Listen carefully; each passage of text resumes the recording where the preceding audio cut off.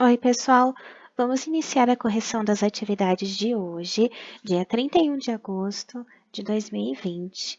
Começando, então, pela nossa atividade de português, a gente vai trabalhar um pouco de memória visual. Na semana passada, nós estudamos sobre o uso do G e do GU, né? Quando eu tenho o som de J ou quando eu tenho esse som de G, né? G, que é o som do G mesmo, da letra G, que é o G, G, Gogu, né? E para eu ter o G e o Gui, eu preciso pôr a letra U no meio, tá bom? Então, pessoal, essa atividade de memória visual, ela ajuda a gente a assimilar essas regras gramaticais através do desenho, das cores, tá? Por isso que essa atividade ela é importante. Então, vamos lá para a página 106 e 107 do nosso livro didático. A gente tem aqui os palhacinhos, né? E tinha que pintar o narizinho dele de acordo com o uso das letras. Então, a bolinha vermelha, né? O narizinho vermelho seria para o palhacinho, que tem só o G, né? Para o G, G, G, Gogu. E o G1, GU, é o narizinho amarelo, né? Para o G e o Gui, quando tem aí som de G com o U no meio da sílaba, tá? Então, vamos pintar os narizinhos aí de acordo. Ó. Pintar o nariz dos palhaços de acordo com a cor da bolinha da letra G ou do dígrafo G1. Então, vamos lá. Fogueira. A fogueira, ela é escrita com GU, senão fica fogeira, né? Fica errado. Então, a gente vai pintar o narizinho dele de amarelo, né? Pinta o nariz do palhacinho de amarelo. Algodão, não é com GU, tá? É com G normal. Então, o narizinho do palhaço fica vermelhinho, tá? Pinta o narizinho dele de vermelho. Águia, se eu não colocar o U no meio do G e do I, fica ágia, né? Fica errado, é águia. Para ter som de G, eu tenho que pôr o U. O dígrafo, nariz amarelo. A tartaruga, né? Som de G, sem o U, não é o dígrafo, tá? Narizinho vermelho. Guepardo, preciso colocar o U, senão fica gepardo, né? Fica errado, então vou pintar o narizinho de amarelo. Então, o narizinho dessa primeira página ficou assim. Aqui embaixo, enguia, GU, narizinho amarelo. Bigode, né? Narizinho vermelho, porque não é um dígrafo. Agasalho. Também não precisa do U, então narizinho vermelho.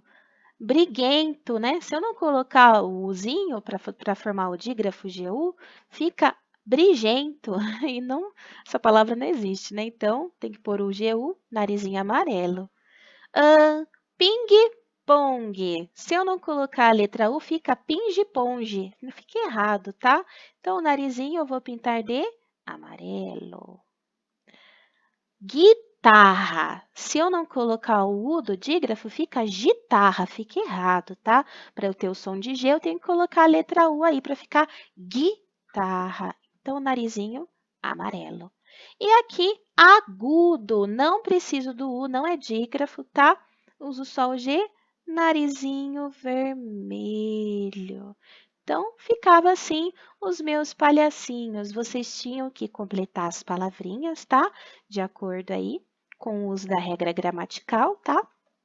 Lembrando que a gente sempre usa esse dígrafo, tá? Com o E com o I, tá bom? Preciso colocar o U para ficar o guá?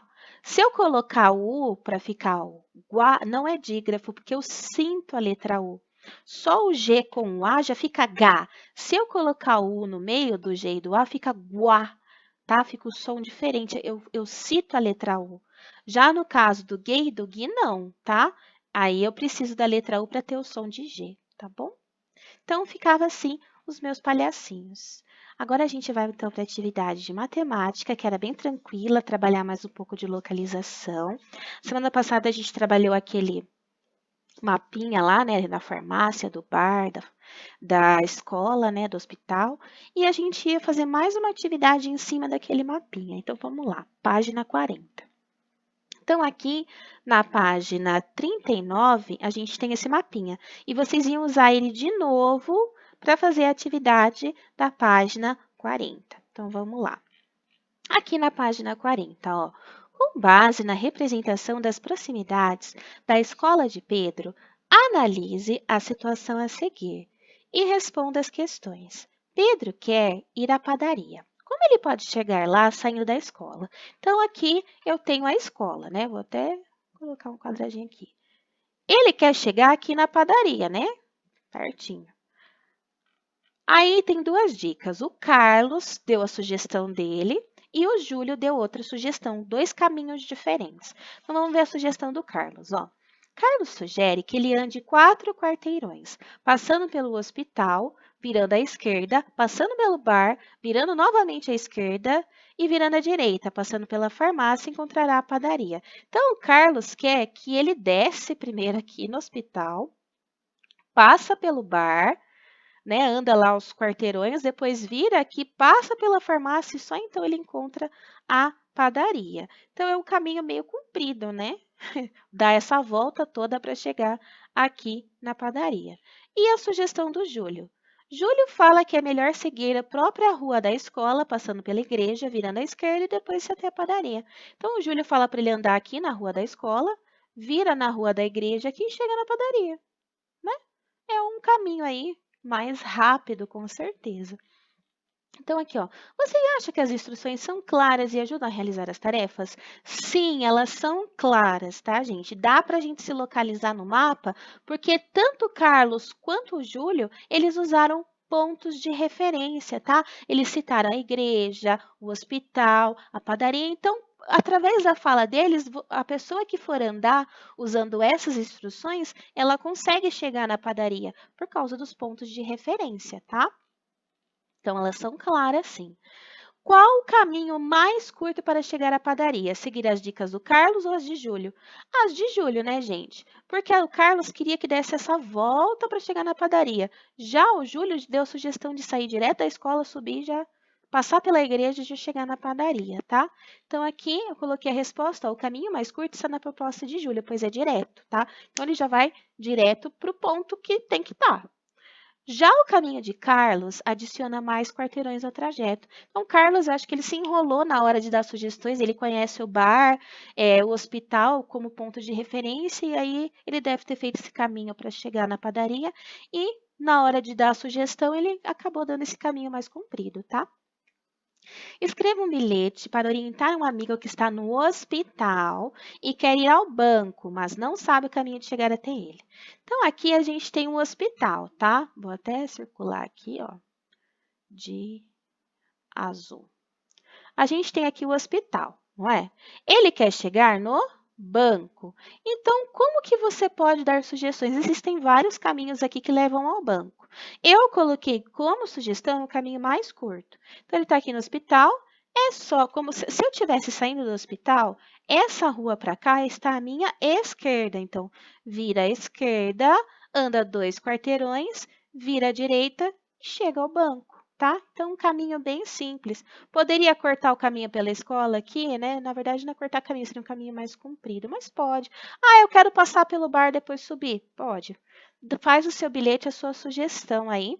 A minha sugestão é essa, ó, saindo do hospital, vire à esquerda e ande 2 quarteirões. Depois vire à direita e estará de frente para o banco, tá? Então, foi a sugestão que eu dei como caminho aí. Então, para as crianças trabalharem um pouco de localização, o que é ponto de referência, os caminhos que ela pode seguir. Vocês estão fazendo atividade junto com as crianças, dá sugestão. Ó, e se eu tivesse no museu e quisesse chegar no bar, como que eu faria? E se eu estou na igreja e eu quero chegar no banco? Dá para brincar com esse mapa, os diferentes pontos de referência para a criança se localizar e aprender melhor a noção aí de direita e esquerda também, né?